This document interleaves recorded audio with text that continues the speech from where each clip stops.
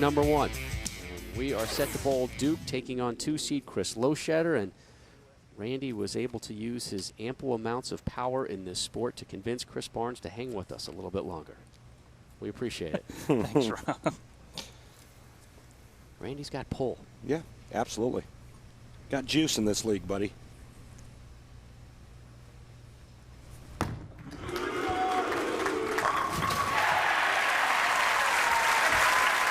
Norm has the crowd on his side.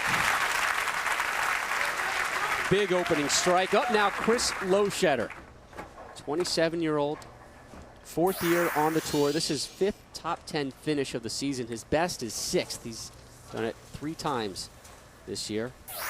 8th on the PBA World Point Rankings list, looking for his first tour title in 75 career events.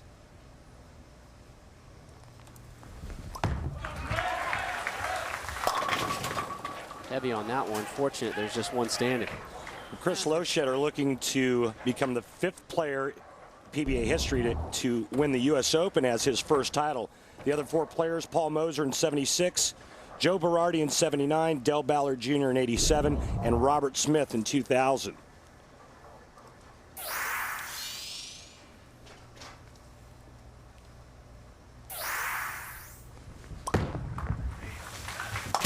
Loschetter picks that one up as we take a look at our Motel 6 matchup. Loschetter 3-6 career-wise on television. This is his 2nd TV appearance of the season. 3 times a runner-up in his career as he takes on Norm Duke, seeking his 4th career major. 3 old guys on the show and 1 young guy. You got 3 40-year-olds and a 27-year-old. Loesch is a great story. He gets better and better every year. He's already a top 10 player, and he seems to be at his best in the majors.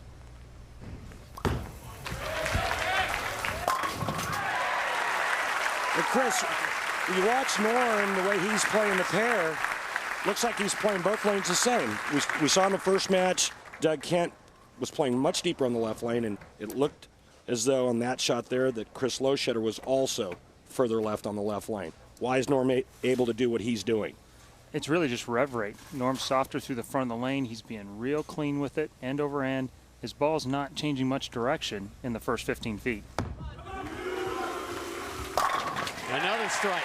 I mean, would you agree that Norm's making him look pretty easy? I'm telling you, those first 10 shots that first game were probably as good as anybody bowled the whole entire week. You know, and it's amazing that you see the youngsters growing up and all they want to do is hook it and hook it more. And then when they come out on tour, they go the other direction. Let's see how much straighter I can throw. And each year you talk to the guys that hook it, I'm trying to get straighter, trying to work on my straight game. Here's a prime example of what a guy can do when he takes a lot of that hand out of the bowling ball and how he can blend that pattern out and make a tough pattern look pretty easy.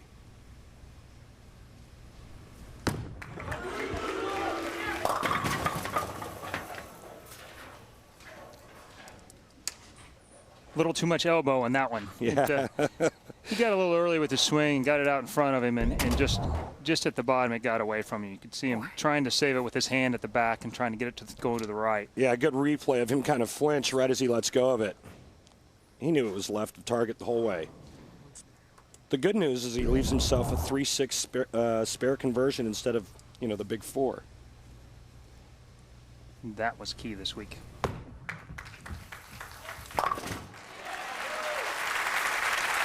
Randy, you like to say it's all about the Benjamins. This week it's all about the spares.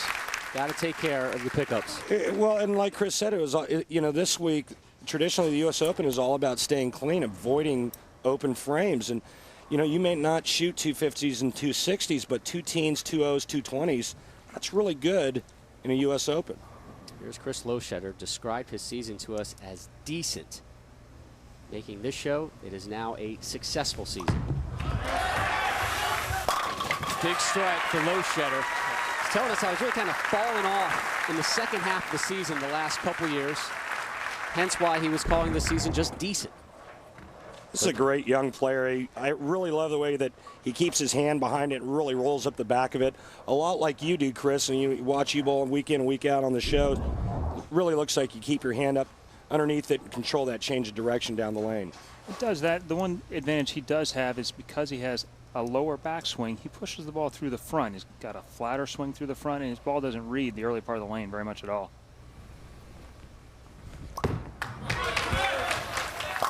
Three-bagger for Loschetter.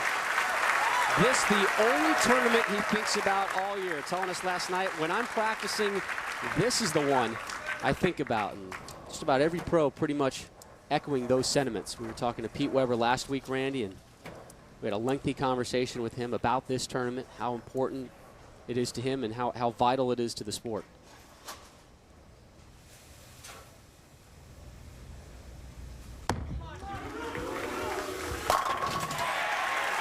You see that rangefinder down the lane at about 40 feet. That's the 10th board, and Norm just spliced it in half. Watch this now, the dark board all the way down to the right. That's the 10th board right there. Here comes a little bit of hook. Dead flush perfect.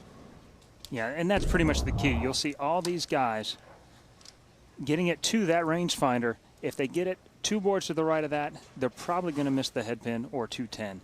All 4 guys today are going to throw it at what we call throwing it at the 3 pin and not giving it away.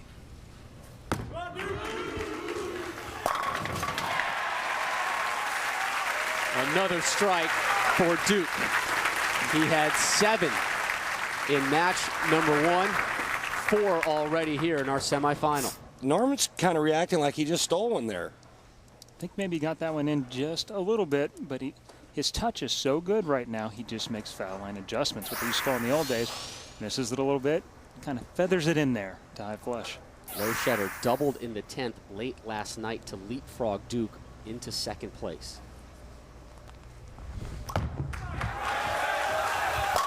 Hambone! Come on, Chris, get excited with me. I like him better from that side. Show me those signs, Jersey. That double last night wasn't just a double either. He was clean through the whole game, had no doubles, and then stepped up and threw in the 10th and the 11th to move from the first match to this match, which I think is a huge advantage for somebody with his rev rate.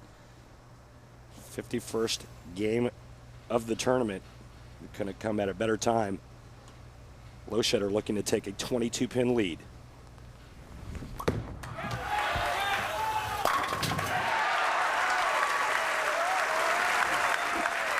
In a row for Loschetter as we head to break, and Lochetter's parents here to support him. We'll tell you why Chris asked for them to attend this week's tournament when we return to Jersey.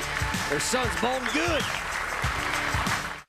Match number 1. There's his strike percentage this week, and today the numbers jacked up.